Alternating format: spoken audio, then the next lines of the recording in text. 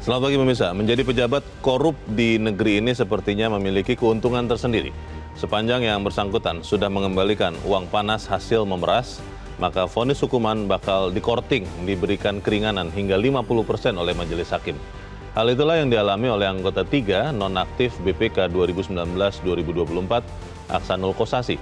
Jaksa menuntut Aksanul 5 tahun penjara dan membayar denda 500 juta rupiah. Namun Ketua Majelis Hakim Fahzal Henry hanya menjatuhkan vonis 2,5 tahun penjara dan denda 250 juta rupiah. Pemirsa, inilah editorial Media Indonesia di hari ini Jumat 21 Juni 2024 dengan tema vonis timpang untuk pengemplang bersama saya Leonard Samosir. Dan Anda semua para pemirsa bisa juga ikut menyatakan pendapat Anda nanti dengan menelepon nomor telepon 021 583 99 100. Dan pemirsa, pagi ini telah hadir bersama saya anggota Dewan Redaksi Media Group Jaka Budi Santosa. Mas Jaka, selamat pagi. Selamat pagi, Leo. Sehat-sehat, Mas? Alhamdulillah sehat. Saya perhatikan duduknya tidak timpang ya. Karena kita akan bicarakan vonis timpang. Saya terus terang tidak heran. Mungkin sebagian orang mengatakan, wah, Leo kok pesimis sekali dengan penegakan hukum di Republik ini. Tapi to be honest, saya tidak heran dengan apa yang terjadi. Tapi sebelum kita bahas editorial itu, Mas Jaka dan pemirsa, kita lihat dulu beberapa berita yang diperhatikan media Indonesia. Yang pertama, ini headline Media Indonesia untuk hari ini, Anda bisa lihat di harian Anda pemirsa. Sesuatu yang tidak menggembirakan ya. Badai PHK belum berlalu. Ini sekarang pemutusan hubungan kerja di mana nih yang sedang menimpa dan akan menimpa kita nih, Mas Jaka? Ya, ini yang terbaru ini kan ada PHK massal di PT Alenatek di Kabupaten Bandung. Dan sebelumnya kan ada juga di PT Sepatu Bata kan. Untuk Alenatek ini terakhir ini kan ada 700-an karyawan yang harus kehilangan pekerjaan. Jadi ini adalah situasi yang sangat memprihatinkan, yang sangat mengkhawatirkan karena ada banyak kalangan yang menilai badai-badai PHK ini akan terus terjadi, belum akan segera berlalu. Jadi pemerintah semestinya segera mengambil langkah yang lebih konkret untuk mengatasi persoalan ini. Kalau salah satu penyebab dari banyaknya gelombang PHK, terutama di perusahaan-perusahaan garmen dan produk garmen, itu kan salah satunya adalah karena banjirnya produk impor yang disebutkan banyak yang ilegal sehingga harganya di Indonesia itu sangat murah. Bahkan menurut pengusaha tekstil itu dia menyebutkan ya tidak masuk akal karena dari sisi kalau dihitung-hitung harganya itu lebih murah daripada bahan baku yang seharusnya Jadi ini sebuah situasi yang menurut saya sangat serius ya. Dan pemerintah tidak bisa dengan cara-cara yang biasa yang buktinya sampai sekarang tidak bisa berhasil mengatasi persoalan ini. Jadi harus ada cara-cara yang lebih progresif, lebih konkret lagi untuk mengatasi persoalan ini. Kira-kira bisa kita hambat tidak badai PHK ini? Iya, harusnya bisa. Meskipun dalam situasi seperti ini memang harus dikatakan agak sulit, agak berat ya untuk menghambat itu. Tapi paling tidak untuk menekan agar gelombangnya itu tidak semakin besar, agar badainya itu tidak semakin merusak ya. Pemerintah harus betul-betul bekerja lebih keras dan itu tugas negara untuk mengatasi persoalan ini. Kalau kita bayangkan mereka yang di PHK itu yang pasti kan akan kehilangan mata pencaharian. Sementara di sisi lain situasi sekarang untuk mencari pekerjaan itu bukannya susah, sangat susah. Jadi ini adalah persoalan yang betul-betul harus diperhatikan oleh pemerintah. Baik, kita harap seruan ini benar-benar diperhatikan supaya tidak ada lagi PHK lanjutan Karena beberapa teman mengatakan, oh ini karena baru 700 ya, kalau bicara satu pabrik itu mungkin tidak terlalu dianggap penting, Leo, kata mereka. Kalau sudah sampai 100.000, nah itu baru mulai bergerak katanya. Semoga tidak seperti itu. Kita ke berita selanjutnya pemirsa dan Mas Jaka di halaman 2, ini di halaman dalam di hadapan Anda pemirsa. Terkait dengan Satgas Pemberantasan Judi Online. Satgas mesti serius tindak aparat backingi judi. Wah, ini pertanyaan besarnya nih Mas Jaka. Kan sudah lama kita sempat dengar desas-desus ya, yang saya juga tidak tahu kebenarannya. Konon katanya, kenapa judi online termasuk merajalela karena backingnya memang luar biasa. Bagaimana, Mas? Ya, itu paling tidak dikonfirmasi oleh Menko Polhukam, Pak Adi Cahyanto kan. Dia bilang kan ada juga anggota TNI, anggota Polri yang ikut bermain judi. Kalau mereka ikut kan bisa jadi dia menjadi backing juga. Dan itu sebenarnya kan dugaan-dugaan yang sudah sangat lama ada. Jadi kenapa judi online itu sulit sekali untuk diberantas dan bahkan semakin merajalela dengan korban yang terus semakin hari semakin banyak, salah satunya ada backing. Kalau kita lihat selama ini kan penanganan judi online itu meskipun sudah semakin gencar dilakukan, kan masih sering hanya menyentuh operatornya, hanya menyentuh karyawannya. Sementara bandarnya itu sangat jarang bisa kita lihat bahwa mereka sudah ditangkap atau dipidana. Meskipun katanya bandarnya itu kan banyak di luar negeri, tapi kan negara kita itu kan punya segala perangkat, bisa punya instrumen untuk menangkap bandar-bandar meskipun mereka juga berada di negara asing. Jadi kalau cara pemberantasannya masih seperti sekarang, ya banyak juga yang menganggap judi online itu sampai kapanpun tidak akan bisa bumi hanguskan dari negara kita. Jadi harus betul-betul sekali lagi ada langkah yang jauh lebih tegas lagi, termasuk dengan menyikatlah backing bandar judi ini. Oke, itu semoga benar-benar bisa ditekan ya judi online atau bahkan diberantas. Karena yang mestinya itu kan sering tidak terjadi. Ini di berita selanjutnya di halaman 3 di kolom hukum pemirsa juga mirip-mirip nih Mas Jaka. Istana yakin Masiku segera tertangkap. Ini Kepala Staf Kepresidenan Muldoko yakin KPK bisa menangkap buron kasus dugaan suap Harun Masiku dalam waktu dekat. Ya mestinya. Mestinya kan dengan yang terjadinya kan belum tentu sama Mas Jaka. Bagaimana Mas? Ya boleh saja Istana yakin, tapi harus dikatakan ya sebagian masyarakat itu tidak lagi yakin. Karena kan ini sebenarnya kan kasus yang sebenarnya tidak terlalu susah. Kenapa menjadi sulit ya karena ada campur tangan atau tidak ada permainan politik di situ kan. Diduga ada intervensi kekuasaan politik kekuasaan yang dulu dan sekarang berbeda katanya arahnya. Tapi apapun ini adalah tugas KPK yang periode sekarang tinggal beberapa bulan lagi selesai. Kalau untuk menangkap seorang Harun Masiku saja tidak bisa ya pasti citra mereka akan semakin buruk. Memang masih ada? Itu kata orang loh ya Mas Jaka ya? Ya fisiknya ada, institusinya ada, cuman kinerjanya sebagian orang melihat ya semakin hari kan semakin dipertanyakan. Jadi kalau memang KPK itu masih ingin dipercaya rakyat, ya tolonglah masih itu segera ditangkap. Apalagi kemarin katanya salah satu pimpinan KPK katanya yakin Masiku dalam diralat loh, diralat. Kemudian diralat ya, tapi kan kita semua salah memahami ucapannya Pak AM. Sudah telanjur keluar pernyataan seperti itu ya seharusnya. Dan janji-janji itu sebenarnya bukan janji yang pertama, sebelumnya juga ada beberapa kali janji untuk menangkap Masiku, tapi sampai sekarang kan tidak jelas kemana arahnya. Kita harap memang benar ya, karena kalau tidak ada teman saya mengatakan, ini seorang Harun Masiku ini, Leo, katanya ke saya nih Mas Jaka, lebih hebat loh daripada seorang Nasaruddin gitu ya. Nasaruddin sudah ke negara antah berantah saja bisa diambil. Ini Harun Masiku tidak bisa. Kita tunggu saja nanti seperti apa kasus ini. Kita ke editorial pemirsa dan Mas Jaka. Vonis timpang untuk pengemplang. Ini untuk kesekian kalinya kita mengatakan bahwa sering sekali yang kita harapkan keras, penegakan hukum itu justru di ujungnya, di pengadilan yang kemudian akhirnya berbalik. Bagaimana Mas?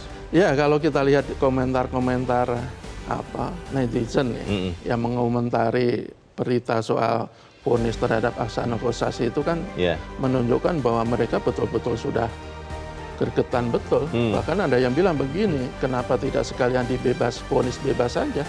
Kenapa cuma 2,5 tahun?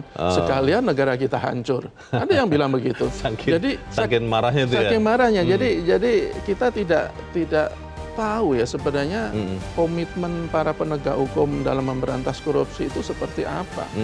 Ketika mereka diharuskan memberikan penindakan yang super tegas, ketika mereka diwajibkan memberikan hukuman yang betul-betul memberikan efek jera, tetapi faktanya dari hari ke hari ya selalu saja terulang vonis-vonis ringan, termasuk yang terbaru adalah vonis terhadap Ahsanul Kossasih.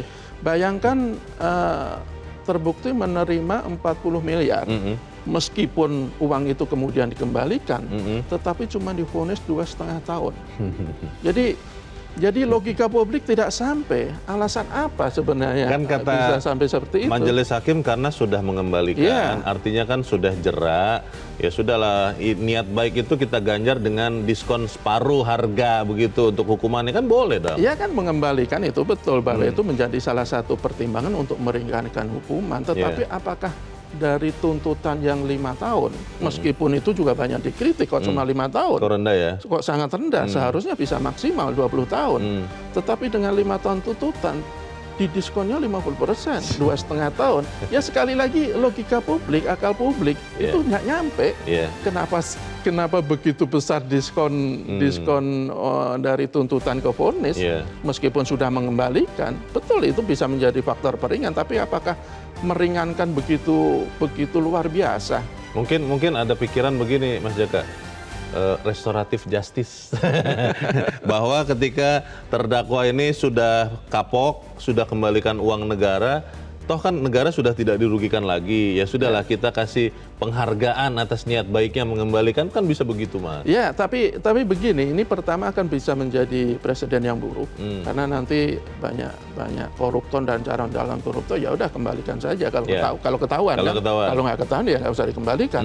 Kemudian juga kita juga melihat ada ketimpangan ketika orang-orang tertentu, orang-orang atas lah katakanlah, dia bisa dimanjakan seperti ini, tapi kalau orang-orang biasa tidak bisa mendapatkan keistimewaan seperti ini.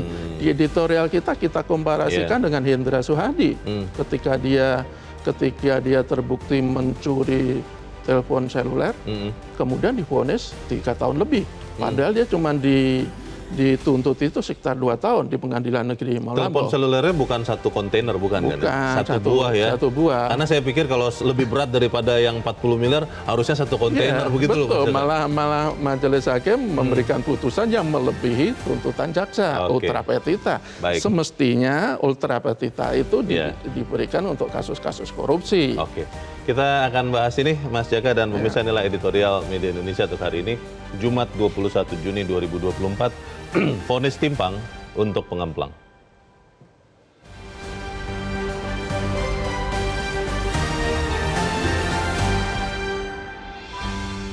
Vonis timpang untuk pengemplang.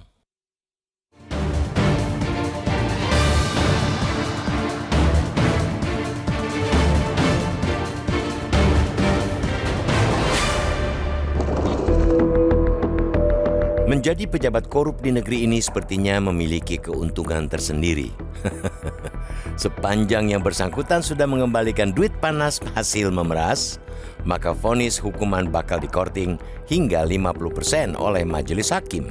Hal ini yang dialami oleh anggota 3 nonaktif Badan Pemeriksaan Keuangan 2019-2024, Ahsanul Kossasih.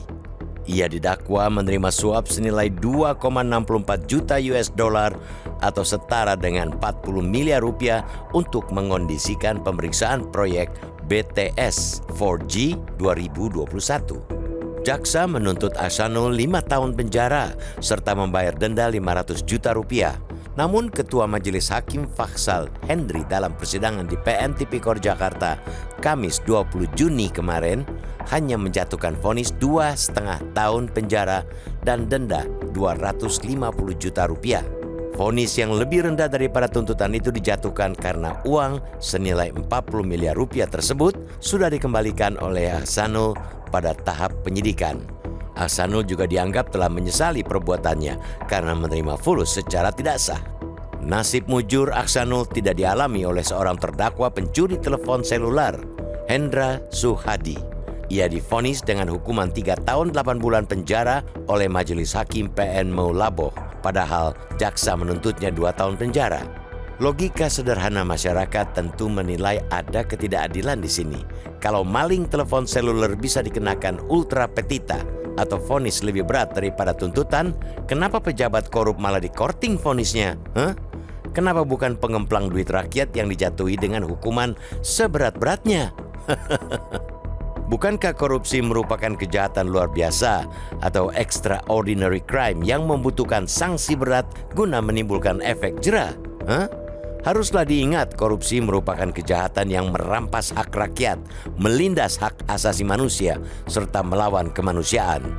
Sebagai seorang pejabat BPK, seharusnya Aksanul memeriksa pengelolaan dan tanggung jawab keuangan negara terkait proyek BTS 4G dan infrastruktur pendukungnya. Apalagi terdakwa Aksanul justru memaksa seseorang memberikan sesuatu, membayar atau menerima pembayaran dengan potongan atau untuk mengerjakan sesuatu bagi dirinya sendiri, yaitu berupa uang tunai 2,64 juta US dollar. Uang itu ia terima dari Direktur PT Multimedia Berdikari Sejahtera Windy Purnama dengan sumber uang dari Komisaris PT Solitek Media Sinergi Irwan Hermawan. Duit diberikan karena sudah mendapat perintah dari Direktur Utama Bakti Anang Ahmad Latif. Ketiga nama itu, Windy, Irwan, dan Anang, juga menjadi terdakwa kasus BTS tersebut. Adapun Aksanul menjadi terdakwa ke-16 dalam kasus itu. Rakyat jelas amat dirugikan, tapi tiada vonis berat buat Aksanul. Atas vonis 2 tahun dan 6 bulan penjara itu, jaksa dan Aksanul menyatakan pikir-pikir. Tentu publik mendorong agar Korps Adiaksa memperjuangkan kebenaran yang seolah dirampas sehingga hukuman berat yang menjerahkan dapat dikenakan ke Aksanul. Publik juga mendorong agar Kejaksaan Agung atau Kejagung melanjutkan pengusutan kasus ini. Apakah duit haram 2,64 juta US dollar itu hanya dinikmati sendiri oleh Aksanul atau jangan-jangan juga mengalir ke institusi BPK dan lembaga lainnya? Publik juga berharap agar nama-nama lain yang sempat tersebut di persidangan segera diperjelas status hukumnya. Saksi mahkota di persidangan misalnya menyebut Menpora Dito Aryo Tejo menerima 27 miliar rupiah untuk membantu menyelesaikan pengusutan kasus dugaan korupsi BTS 4G di Kejagung. Jangan biarkan pejabat korup bebas melenggang atau sekadar dijatuhi vonis ringan. Namun di saat bersamaan, maling kelas teri, bandit kelas coro dijerat hukuman berat. Buktikan kepada publik bahwa hukum tidak timpang di negeri ini.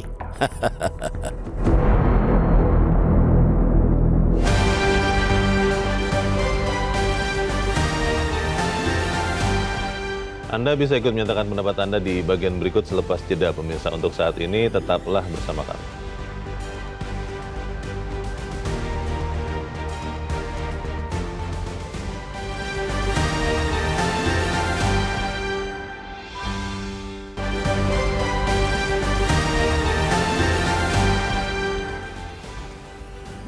Terima kasih pemirsa, Anda masih bersama kami di Editorial Media Indonesia dan kita akan mendengarkan dulu pandangan dari peneliti Pukat UGM ya, Mas Jaka. Kita saat ini sudah tersambung lewat saluran telepon dengan Mas Zainur Rohman. Mas Zainur Rohman, selamat pagi.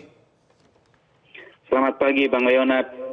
Ya, Mas Zainur, kita melihat untuk kesekian kalinya sebetulnya bagaimana penegakan hukum di Republik ini menjadi tanda tanya besar ketika orang-orang tertentu, mungkin kita bicarakanlah lapisan atas ya begitu ya, elit melakukan kesalahan dan sudah terbukti, tapi kemudian dihukumnya sama sekali tidak seperti yang diharapkan masyarakat. Anda melihat ini mengkonfirmasi yang kita duga selama ini bahwa kita ini hanya pura-pura memberantas korupsi, atau seperti apa pandangan Anda? Silakan Mas Zainur. Iya, kalau hanya 2,5 tahun untuk korupsi 40 miliar, memang ini seperti mengejek rakyat ya, mengejek publik seakan-akan publik itu tidak tahu begitu kan ya. Iya. Kenapa? Karena kalau dilihat dari pasal yang dianggap terbukti oleh hakim, itu bukan sebenarnya juga maksimal bisa 5 tahun gitu ya. Dengan pasal 11 itu kan minimal 1 tahun, maksimal 5 tahun. Dendanya minimal 50 juta, maksimal 250 juta. Setidak-tidaknya kalau memang yang dianggap terbukti terbukti adalah pasal 11 ini, ya harusnya jatuhkan 5 tahun dong. Masa iya korupsi 40 miliar hanya dipidana penjara 2,5 tahun? Itu sangat menghina kesadaran publik begitu ya. Kalau ini diteruskan, maka tidak akan ada efek jera. Orang nggak akan ada takut-takutnya untuk korupsi ya. Korupsi 40 miliar menggunakan jabatannya untuk berupaya meloloskan kasus sebesar ini gitu ya. Ini hanya divonis 2,5 tahun. Maka ini saya katakan tidak akan ada efek jera. Jaksa harus banding. Jangan lagi pikir-pikir lah. Harusnya langsung nyatakan banding begitu ya. Oke, kalau alasan hakim adalah karena Aksanul Kossasi sudah mengembalikan 40 miliar itu seperti apa Mas Zainur? Mengembalikan duit itu tidak menghilangkan unsur pidana yang ada di dalam pasal 4 Undang-Undang Tipikor. Yang kedua, ya karena memang Aksanul ini kan sudah tidak bisa berkutik. Dia sudah dipegang secara fisik, juga sudah dilakukan penahanan, harta bendanya pun bisa disita. Jadi tidak ada semacam kerelaan atas inisiatif pribadi. Itu karena situasinya sudah terpepet. Karena sehingga terpaksa itu ya? tidak dipertimbangkan. Iya, tidak ada opsi lain selain mengembalikan gitu. Tidak dikembalikan itu akan dirampas oleh penyidik atau jaksa penuntut umum gitu ya. Jadi saya pikir alasan itu juga tidak benar. Di kasus BTS ini kan juga ada beberapa nama yang sempat diperiksa dan kemudian mengembalikan uang juga ya. Ada Menpora Dito Arya Tejo menerima 27 miliar itu, tapi sampai sekarang kita tidak pernah melihat seperti apa kejelasan posisinya di kasus ini. Itu seperti apa menurut Anda Mas Zainur? Iya, kasus ini belum tuntas ya, sehingga menjadi PR bagi kejaksaan. Dan kalau kita lihat pelaku yang belum diproses itu sangat banyak. Ada di klaster perusahaan itu juga belum diproses. Saya dulu menyarankan segeralah tetapkan mereka semua para pelaku ini sebagai pelaku tindak pidana korupsi sebagai korporasi. Yang kedua adalah klaster politisi. Klaster politisi ini masih banyak ya. Kalau tadi disebut misalnya Dito gitu ya, juga ada nama yang harus didalami, misalnya nama SUG Suk gitu ya, itu anggota DPR RI gitu ya, itu juga menerima dalam jumlah fantastis 70 miliar. Juga masih ada suami seorang politisi, itu juga belum detailkan, baru sekadar direkturnya gitu ya. Juga masih nama-nama lain, ini banyak sekali. Jadi memang sangat sangat banyak PR dari kejaksaan, dan PR itu wajib dituntaskan kalau memang kejaksaan mau dianggap objektif, tidak tebang pilih, dan kasus ini harus menjadi kasus yang tuntas. Kerugian keuangan negaranya bisa dipulihkan secara optimal gitu ya. Karena yang seperti dugaan 70M itu kan juga belum dikembalikan juga gitu ya. Sehingga saya berharap kejaksaan tolong untuk dapat tuntaskan tanpa pandang bulu, tanpa tebang pilih. Oke, Mas Zainur, kalau pada kasus Aksanul ini jaksa banding, apakah Anda yakin bahwa di pengadilan banding nanti akan diperberat begitu? Atau memang malah jangan-jangan berkurang lagi hukumannya? Bagaimana Mas? Resiko itu ada Bang Leonard. Jadi kalau resiko untuk banding itu kan bisa putusannya sama, bisa lebih berat, bisa lebih ringan. Tetapi setidak-tidaknya itu menunjukkan willingness dari kejaksaan, bahwa kejaksaan itu tidak menerima lah vonis. Kan kalau rumus di kejaksaan, Bang Leonard, itu kalau vonisnya kurang dari 2/3 itu selalu banding. Nah ini kan hanya separuh. Nah, kalau hanya separuh dari pidana maksimal, maka masih harus banding, memang harus banding, wajib hukumnya untuk banding gitu ya. Baik, kita harapkan memang masih ada semangat menegakkan keadilan seadil-adilnya di Republik ini. Karena kalau tidak nanti mahasiswa hukum akan bertanya, benarkah Indonesia masih menjadi negara hukum atau jangan-jangan pura-pura negara hukum? Terima kasih peneliti Pukat UGM Mas Zainur Rohman sudah mencerahkan kami. Selamat pagi Mas Zainur. Kalau melihat tadi dikatakan Mas Zainur, Mas Jaka harus banding. Iya. Tapi kalau tidak banding, atau kalau misalnya banding ya, kita berbaik sangka lah banding. Apa jaminannya bahwa kemudian akan ada pemberatan? Karena kalau tidak nanti misalnya sama saja, apa gunanya? Ya, di negara kita tuh tidak ada yang menjamin bahwa vonis itu akan sesuai dengan keinginan publik. Bahkan justru bisa sebaliknya. Dalam beberapa kasus kan dari banding yang sebenarnya udah lebih berat justru di tingkat pengadilan berikutnya justru lebih ringan. Tetapi kalau dalam kasus ini kalau sampai jaksa itu tidak banding, ya menurut saya ya keterlaluan. Jaksa bagian dari masalah jadinya? Iya, jaksa bisa dianggap sebagai bagian dari masalah dalam upaya pemberantasan korupsi. Bagaimana dia hanya menuntut 5 tahun, kemudian vonisnya cuma diketok palu 2,5 tahun, kemudian menerima begitu saja. Ya kalau kemudian ada dugaan-dugaan di publik bahwa ada apa-apanya, ya tidak salah juga. Jadi jaksa harus betul-betul menunjukkan komitmennya untuk ya tegak lurus dalam memberantas korupsi. Dalam kasus ini ya salah satu cara yang bisa dia tempuh adalah mengajukan banding. Persoalan nanti apakah justru di hukuman untuk Aksanul itu dikurangi atau diperberat, itu nanti tergantung di pengadilan berikutnya. Jadi apapun ini adalah tadi betul Mas Zainul, ini sebenarnya seperti mengejek ya logika publik ya. Betul, belum lagi kalau kita bandingkan dengan vonis-vonis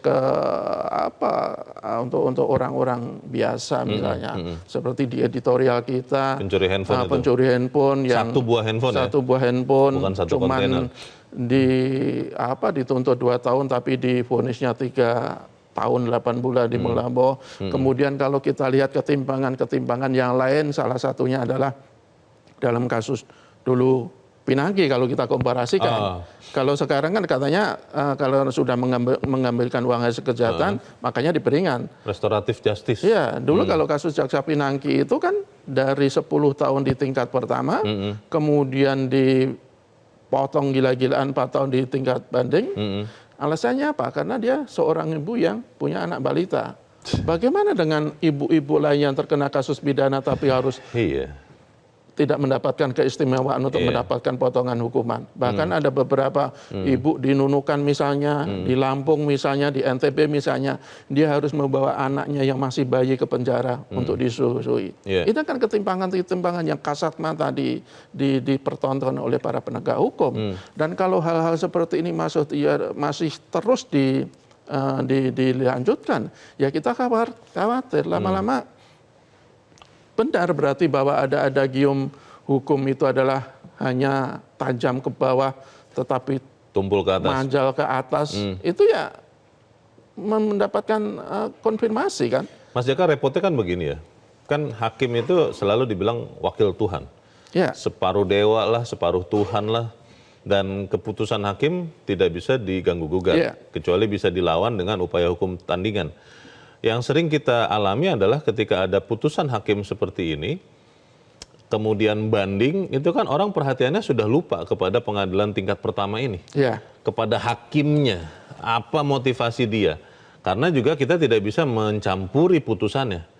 Lalu bagaimana kita memperbaiki upaya pengambilan keputusan di peradilan kita? Apakah kemudian nanti semuanya dalam tanda petik sampah ini akan menumpuk sampai ke Mahkamah Agung misalnya? Atau seperti apa? Bahkan kadang Mahkamah Agung juga kadang dianggap sebagai bagian dari masalah kan.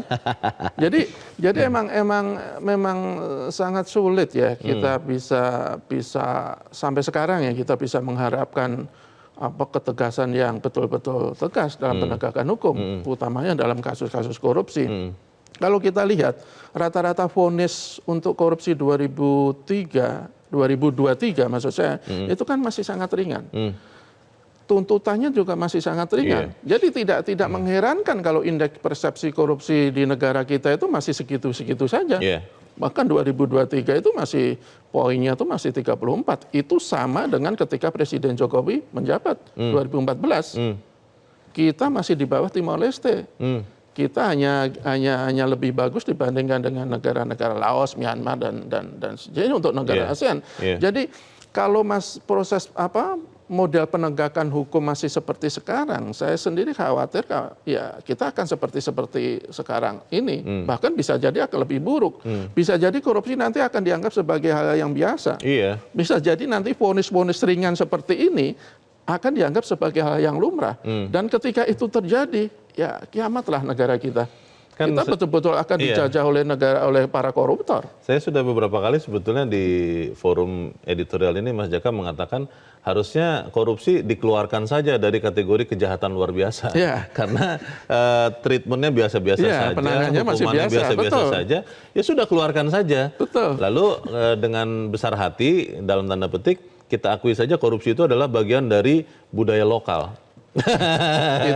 itu yang dikhawatirkan oleh Bung Hatta. Kan? Iya. Yang dulu kan dia bilang ya dia khawatir korupsi itu akan menjadi budaya. Tapi kalau kita lihat nada-nadanya sekarang kok lama-lama memang sudah mengarah ke sana. Iya. Dan ini sesuatu yang sangat membuat kita prihatin. Baik. Yang kita semestinya harus semakin maju dalam memberantas korupsi. Kalau kita lihat kan malah jalan ditampat, bahkan bisa dibilang mundur.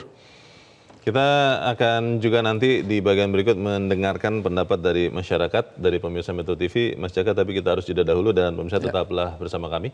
Editorial Media Indonesia segera kembali.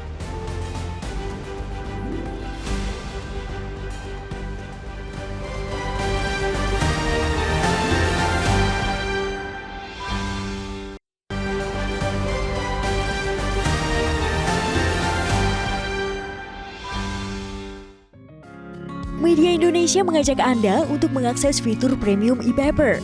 Dengan sajian konten berbasis intelektual dan meneguhkan kebangsaan, Media Indonesia tampil dengan lebih dinamis melalui e-paper Media Indonesia yang dapat Anda akses kapan saja, di mana saja.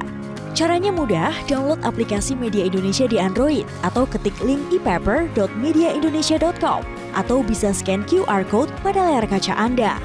Klik tab e-paper di bagian samping layar tablet Anda, daftarkan data diri, serta pilih paket berlangganan e-paper Media Indonesia sesuai dengan kebutuhan Anda. Nikmati juga bonus spesial tambahan 4 halaman rubrik fokus setiap hari. Semua bisa Anda dapatkan hanya di e-paper Media Indonesia. Untuk informasi lebih lanjut, hubungi customer service di nomor 0811 1201 2018 atau kunjungi media sosial @Media Indonesia. Media Indonesia, referensi bangsa. Terima kasih Anda masih bersama kami di Editorial Media Indonesia dan saat ini kita akan mendengarkan Mas Jaka pendapat dari pemirsa Metro TV terkait dengan vonis timpang untuk pengemplang. Kita sudah terhubung dengan pemirsa Metro TV di Mataram, Nusa Tenggara Barat. Ada Pak Bion.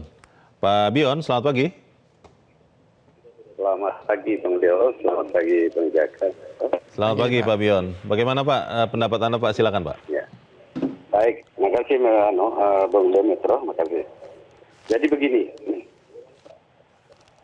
Nah, jadi korupsi ini sejak 1 tahun berlalu Bang Deo saya katakan bahwa tidak lagi menjadi extraordinary crime, tapi ini sudah pidana biasa. Nah ini kan memecah gunung es yang dimana es ini sudah membabi buta ke seluruh penjuru anak bangsa. Nah persoalannya adalah bagaimana kita bisa memerangi persoalan korupsi dengan cara-cara sistematis dan bagaimana dalam konteks prisprah dalam ilmu hukum proses pemidanaannya. Dari awal saya katakan Bung Leo bahwa kalau sekarang ini di antara ketiga institusi ini tidak bersepakat, baik itu KPK, jaksa, kepolisian, termasuk hakim yang memutus perkara.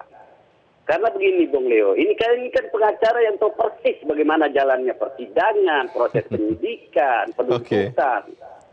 Jadi uang korupsi ini mereka bagi-bagi Bung Leo. Jadi tadinya dia akan berani mengomis sampai 10, 15, 20 tahun. Ketika mereka membagi, maka jaksa menuntut lebih kecil, hakim memonis lebih kecil. Bahkan diduga nih ya. Kepolisian akan ini diduga atau memang Pak Bion pernah mengalami praktek seperti itu, Pak? Ya, saya sebenarnya kan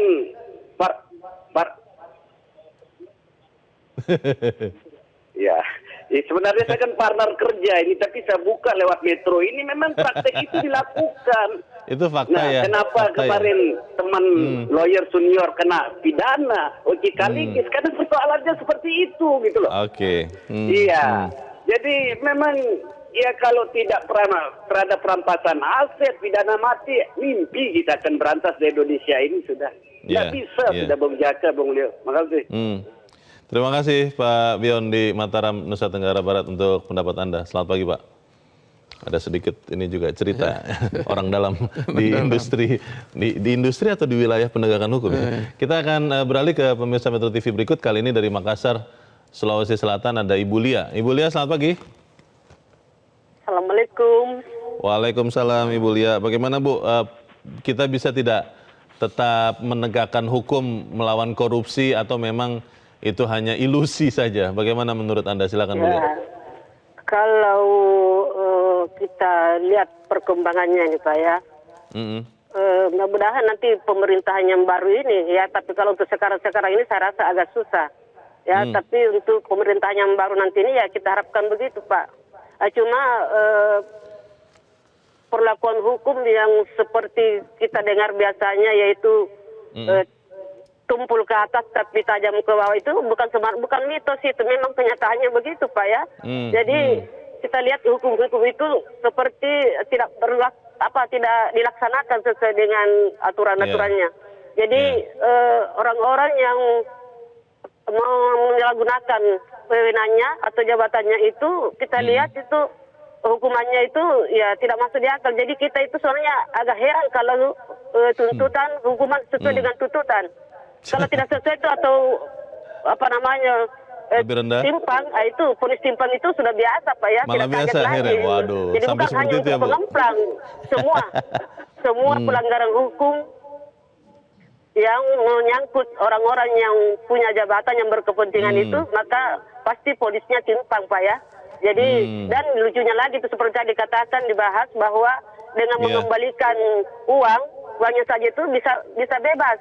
Itu kan sudah terjadi tempoh hari Pak, waktu ada yang di bagian apakah pajak atau ada itu yang hanya disuruh minta maaf ya, yang menerima di situ. Ini jadi tidak heran lagi masyarakat kita ini ya, tapi kita tidak boleh pesimis ya, kita harus optimis. Tidak boleh pesimis. Dan itu diharapkan pada periode pemerintahan yang akan datang ini ya. Kalau sekarang ini saya rasa karena berita kita itu ya agak malas setelah kita nonton, karena tiap hari masa negara kita hanya korupsi yang dibahas ya, tidak ada yang lain-lain. Jadi berita-berita kita itu hanya korupsi setiap hari. Jadi agak bosan juga kita nonton televisi. Untung ada ini editorial media Indonesia ya, bisa mengalihkan sedikit kekecewaan kita ya. Jadi mudah-mudahan ke depan ini kita ini masyarakat atau rakyat tetap optimis dan tetap berharap mudah-mudahan korupsi bisa diberantas dan penegak-penegak hukum juga bisa melakukan tugasnya sesuai dengan aturan dan wewenang yang diberikan oleh negara. Makasih. Assalamualaikum. Waalaikumsalam warahmatullahi wabarakatuh. Terima kasih Ibu Lia di Makassar, Sulawesi Selatan. Selamat pagi. Di belakang Ibu Lia ada Pak Sukarwan di Temanggung, Jawa Tengah. Pak Sukarwan, selamat pagi. Selamat pagi Metro, selamat pagi Bang Leo. Selamat pagi Pak Sukarwan. Bagaimana Pak vonisnya timpang ini? Menurut Anda bagaimana? Silakan Pak. Begini, penelpon pertama dari Mataram, penelpon kedua dari Makassar masih normatif saja. Saya menanggapi lain ini Bang. Nanti biar diterjemahkan sendiri sama Bang Leo juga. Era Pak Harto, saya masuk SMA di Bonto juga ada penataran P4.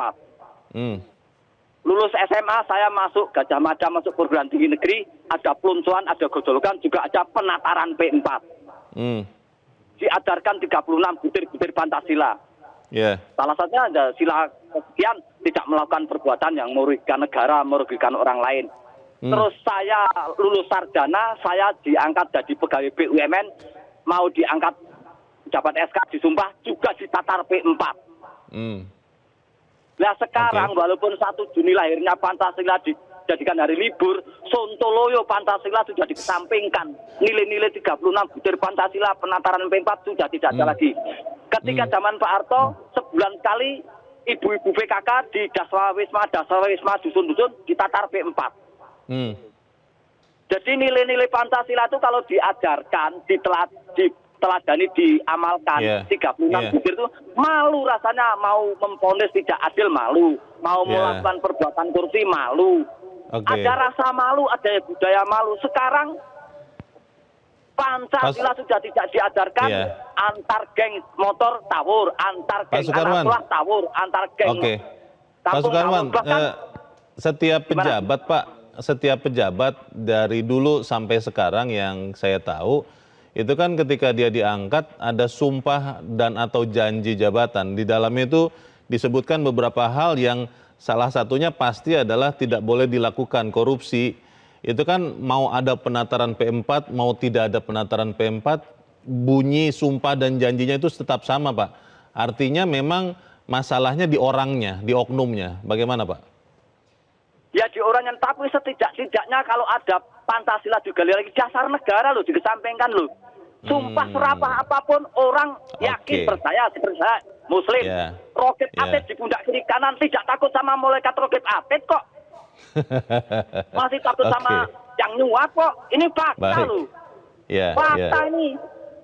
Ketika ini satu zaman Pak pertimbangan Harto, Jaksa Agung, Pak Ali Said, semua korupsi sekecil apapun berantas total. Ingat, Jaksa Agung zaman Pak Ali Said. Baik, terima kasih Pak Sukarwan untuk pendapat Anda dari Temanggung, Jawa Tengah. Selamat pagi Pak Sukarwan. Semangat betul. Semangat betul, tapi memang kan tadi Bu Lia mengatakan malah sekarang masyarakat saking biasanya melihat putusan yang lebih rendah daripada tuntutan, malah jadi heran kalau ternyata putusannya sama beratnya dengan yang dituntutkan. Ini ironi, sinisme, sarkasme paling tinggi nih. Bagaimana? Jadi kan kita betul, Bu Lia bilang kita kok semakin hari semakin sibuk yang kita bicarakan hanya korupsi. Korupsi aja. Bukan yang lain. Tapi memang faktanya kan seperti itu kan. Meskipun sebenarnya kita bosan juga kan kita membahas ini. Cuman kalau kita biarkan juga tanpa kita kritisi, tanpa kita beritakan lagi, tanpa kita angkat, ya kita khawatir justru mereka akan semakin semena-mena untuk membuat putusan yang dirasa tidak adil oleh publik. Jadi apapun situasinya menurut saya kita tetap harus, kalau istilah para aktivis itu, kita harus tetap berisik, menyuarakan ketidakadilan seperti ini. Karena kalau kita biarkan, mereka yakin akan semakin merajalela dan korupsi akan semakin sulit untuk kita tangani dari hari ke hari. Tadi Pak Bion sedikit spill ya, apa yang mungkin pernah dilakukan begitu ya sebagai bagian dari penegakan hukum, mengatakan bahwa itu sudah praktek biasa katanya begitu ya. Dan yang paling penting menurut Pak Bion adalah lakukanlah atau terapkanlah perampasan aset, lalu juga pidana mati. Nah ini pidana mati ini kan banyak orang selalu mengatakan, ya janganlah, ini kan merampas hak asasi manusia termasuk koruptor ya. Tapi kita harus jeda dahulu. Mas Jaka dan Wesa tetap bersama kami, Editorial Media Indonesia segera kembali.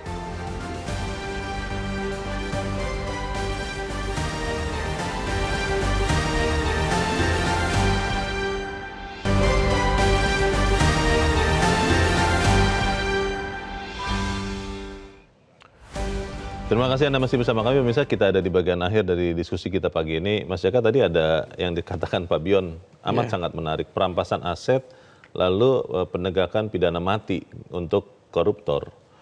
Mati ini kan menjadi masalah. Banyak orang mengatakan itu bukan hak kita, itu hak Tuhan. Tapi kan pertanyaannya adalah di hukum positif, ancaman pidana mati itu tetap ada untuk kejahatan korupsi. Dan itu belum pernah dijatuhkan loh di Republik ini. Hukuman seumur hidup ada. Sudah ada yang melakukan. Tapi mati kan tidak pernah. Bagaimana itu Mas? Ya, ada di hukum positif memang ada ancaman hukuman mati, tapi dengan klausul-klausul tertentu kan. Ketika mesti dalam ada berulang misalnya, kemudian dalam resesi ekonomi, bencana, itu ada. Dan memang tidak pernah diterapkan. Jangankan hukuman mati seperti itu, hukuman maksimal aja kan juga jarang. Maksimal 20 tahun seumur hidup kan kita bisa hitung dengan jari. Jadi menurut saya inilah kembali lagi ke komitmen penegak hukum untuk menerapkan hukuman yang betul-betul bisa menjerahkan. Dan harus kita katakan komitmen itu masih sangat rendah. Karena faktanya ya kasus Kosasi ini kan contoh yang tidak bisa kita bantah. Bagaimana 40 miliar meskipun sudah dikembalikan, tetapi vonisnya hanya 2,5 tahun. Dari tuntutan 5 tahun. Ya, semestinya koruptor itu kan dimiskinkan, bukan dikasih keistimewaan seperti yang baru-baru ini kan. Diskon. Bagaimana kita bisa mengharapkan koruptor itu kapok? Bagaimana kita mengharapkan calon-calon koruptor itu takut ketika hukumannya masih seperti ini? Mereka akan berpikir, jadi mereka menganut prinsip ekonomi antara risiko dengan keuntungan. Ya risikonya jelas lebih ringan kalau masih seperti sekarang kan. Kayak seperti mengembalikan hasil korupsi misalnya. Kalau ketahuan nanti kita kembalikan saja. Kalau tidak ketahuan ya kita nikmati kan begitu. 2,5 tahun itu pun kalau misalnya nanti berkekuatan hukum tetap kan belum tentu selama itu juga kan biasanya kan. Masih ada remisi, masih ada nanti ada pembebasan bersyarat. Dan itu sudah bukan menjadi rahasia lagi. Ada dugaan-dugaan permainan di situ kan. Publik kan akhirnya menduga-duga yang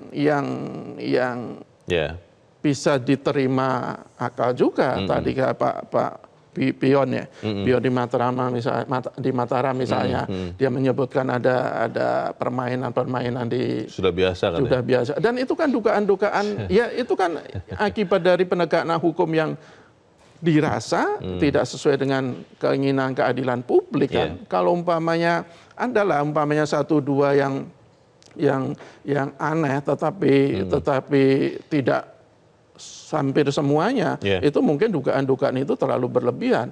Tetapi kalau ketika banyak sekali vonis-vonis yang justru bisa kita pertanyakan, ya dugaan-dugaan bahkan ada sesuatu di baliknya kan menurut saya tidak salah juga. Dalam kasus Aksanul Kossasi, apakah kemudian kita cukup dengan melihat nanti kalau misalnya ternyata jaksa banding begitu dan hukumannya dikembalikan ke tuntutan awal misalnya begitu ya, cukup seperti itu saja atau memang kita perlu meminta Komisi Yudisial untuk juga melihat hakim-hakim yang memeriksa atau memutus perkara di pengadilan tipikor ini? Ya, sebenarnya Komisi Yudisial itu kan kewenangannya juga terbatas, tidak bisa memberikan sanksi kepada hakim-hakim itu. Jadi sekali lagi ini sebenarnya kita tagih lagi komitmen penegak hukum lah. Kalau tadi Bu Lia ya tidak sulit berharap untuk pemerintahan sekarang ya. Dan saya juga sepakat. Kita coba berharap ke pemerintahan berikutnya kan salah satu visi misi Pak Prabowo itu kan akan memberantas korupsi. Meskipun visi misi seperti itu sudah dibuat oleh presiden sebelumnya. Semua presiden seperti itu, tinggal pelaksanaannya. Tapi kalau untuk pemerintahan sekarang dua periode sekarang ya harus kita katakan ya upaya untuk pemberantasan korupsi masih jauh dari yang kita harapkan. Ini bukan dugaan-dugaan. Ini bukan karena sebuah kebencian terhadap pemerintah sekarang, tetapi ada buktinya. IPK itu, indeks persepsi korupsi, yang kita poinnya masih 34, kita posisinya masih di 115 kalau tidak salah. Padahal tahun 2022 itu di posisi 110 dari 180-an negara. Kalau dalam kasus Aksanul Kossasi ini vonis tidak berubah ya Mas Jaka, sekalipun banding tapi vonis tidak berubah. Misalnya kasasi juga vonis tidak berubah. Apa pembelajaran bagi kita masyarakat? Kalau saya sih langsung mengatakan persamaan kedudukan di hadapan hukum itu benar di atas buku. Tapi di alam nyatanya itu tidak. Ya, itu ya semakin terkonfirmasi kan bahwa hukum itu hanya untuk orang yang tidak punya kuasa, hanya buat mereka yang tidak punya harta, tetapi ketika mereka yang punya bergelimang kekuasaan dan kekayaan ya hukum bisa dalam tanda kutip bisa dikompromikan kan seperti itu. Jadi coba kita kalau memang pemerintah, kalau memang negara itu masih punya komitmen untuk menegakkan hukum, punya tekad yang sangat kuat untuk memberantas korupsi, ya tegakkan hukum setegak-tegaknya. Jangan kalau di istilah di editorial kita itu, jangan karena pencuri kelas teri bandit kelas coro yang bisa ditindak. Ada lagunya dulu. Lagunya Bento itu. Maling kelas teri. Iya, maling kelas teri bukan. Bandit kelas coro. Jadi sekali lagi kalau umpamanya ini tadi Pak Pion ya, dia bilang soal atau Bu Bulia bilang soal masalah perampasan aset. Ya kalau kita lihat kita bisa mempertanyakan sebenarnya pemerintah itu punya komitmen nggak? Atau tidak? Sebenarnya DPR itu punya komitmen nggak? Itu RUU sudah dibahas sejak atau diajukan sejak 2008. Sekarang sudah 2024. Sampai sekarang juga tidak jelas itu. Baik. Kita harap apa yang kita sampaikan di tempat ini juga menjadi pertimbangan dan dijadikan langkah aksi nyata ya Mas Jaka ya untuk kemudian membuat vonis tidak lagi timpang. Mas Jaka Budi Santosa, terima kasih sudah di tempat ini. Selamat pagi. Sama-sama, selamat pagi. Pemirsa, jangan biarkan pejabat korup bebas melenggang atau sekedar dijatuhi vonis ringan. Tapi di saat bersamaan maling kelas teri, bandit kelas coro dijerat hukuman berat. Buktikanlah kepada publik, kepada kita semua, bahwa hukum tidak timpang di Republik Indonesia. Saya Leonard Samosir berterima kasih Anda sudah menyimak editorial Media Indonesia untuk pagi ini. Terus jaga kesehatan Anda, terus jaga nurani Anda. Selamat pagi, sampai jumpa.